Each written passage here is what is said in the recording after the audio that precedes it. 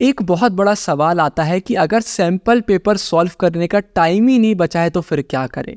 सब बोलते हैं कि सैंपल पेपर सॉल्व करना बहुत ज़रूरी है, लेकिन अब टाइम ही नहीं है तो क्या मेरे मार्क्स कम हो जाएंगे। तो आज की वीडियो में पूरा इसी को डिस्कस कर लेते हैं। देखिए, सैंपल पेपर हम 3 बहुत बड़ी चीज़ों के लिए सॉल्व करते हैं। सबसे पहला पेपर पैटर्न, कि पेपर का पैटर्न क्या आने वाला है। दूसरे नंबर पर टाइम मैनेजमेंट, कि भाई मैं कैसे टाइम मैनेज करूंगा, मैं कैसे पेपर सॉल्व कर रहा हूँगा। और तीसरे नंबर पर आता है कि हम अपना एक तरीका बनाते हैं कि पेपर में पहले कौन सा सेक्शन हम करेंगे, पेपर को किस सीक्वेंस में हम सॉल्व करेंगे।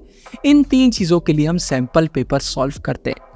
तो मेरा हमेशा ये कहना होता है कि अगर आपके पास टाइम बच रहा है तो एटलीस्ट आपको 2 सैंपल पेपर तो सॉल्व कर ही लेना चाहिए।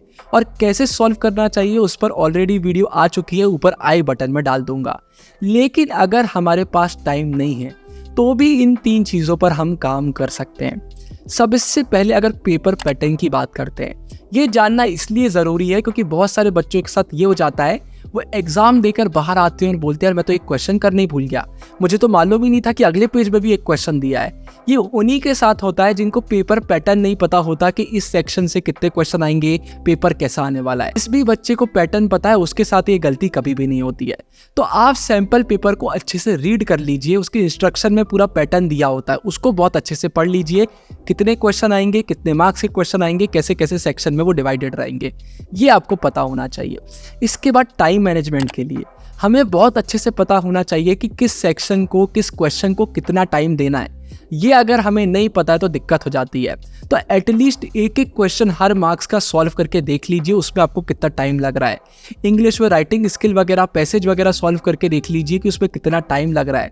और फिर मैनेज करिए कि भाई मुझे अगर 3 घंटे में अपना पेपर सॉल्व करना है तो मुझे कितने मिनट में या कितने घंटे में एक सेक्शन को सॉल्व करना पड़ेगा। इससे ये होता है कि एग्जाम में हम कर रहे होते हैं, हमको समझ में आ जाता है कि मेरी स्पीड अभी स्लो चल रही है या तेज़ चल रही है, मुझे कैसे अपना पेपर सॉल्व करना है। तो ऐसे में हमारा पेपर नहीं छूटता है। और आखिरी में आप कैसे पेपर सॉल्व करेंगे। अगर आप मेरी माने तो मेरा हमेशा ये कहना होता है कि पेपर उल्टा चालू कर देना चाहिए। पहले लॉन्ग क्वेश्चन आंसर करना चाहिए क्योंकि टाइम अच्छा रहता है हमारे पास, तो हम अच्छे से फ्रेम कर लेते हैं। और आखिरी में फिर छोटे क्वेश्चन आंसर करना चाहिए कि टाइम कम भी बचा तो जल्दी जल्दी हम आंसर करेंगे, फुल मार्क्स मिलने के चांसेस रहते हैं। लेकिन लॉन्ग आंसर में हमें आंसर बहुत अच्छे से लिखना पड़ता है। इंग्लिश हिंदी के पेपर में मैं हमेशा कहता हूँ कि क्वेश्चन आंसर एंड में हम कई बार भूल जाते हैं, इसलिए क्वेश्चन आंसर को हम स्टार्टिंग में कर लेते हैं तो बहुत अच्छा रहता है। पैसेज अगर इजी आया है तो उसे भी अगर स्टार्टिंग में हम कर लेते हैं तो सही रहता है। और राइटिंग स्किल को हमेशा आखिरी के लिए छोड़ना चाहिए क्योंकि राइटिंग स्किल में पूरा दिमाग यूज़ करना पड़ता है। कोई नया ही टॉपिक आता है, सोचकर लिखना होता है। स्टार्टिंग में करते हैं बहुत टाइम लग जाता है, एंड में हमें पता रहता है कि भाई सिर्फ 40 मिनट बचे हुए, 30 मिनट बचे हुए, इसमें मुझे निपटाना है, तो जल्दी जल्दी हम कर रहे होते हैं। तो पैसेज क्वेश्चन आंसर पहले करना चाहिए, राइटिंग सेक्शन आखिरी में करना चाहिए, बाकी सब्जेक्ट में पेपर उल्टा चालू करना चाहिए। ये मेरा सजेशन है, लेकिन हर किसी के लिए अलग अलग हो सकता है। तो ये भी आपको पहले से ही डिसाइड कर लेना चाहिए, एग्जाम के लिए नहीं छोड़ना चाहिए। तो 1-2 सैंपल पेपर अगर आप देख लेते हैं तो ये भी आपको मालूम चल जाता है।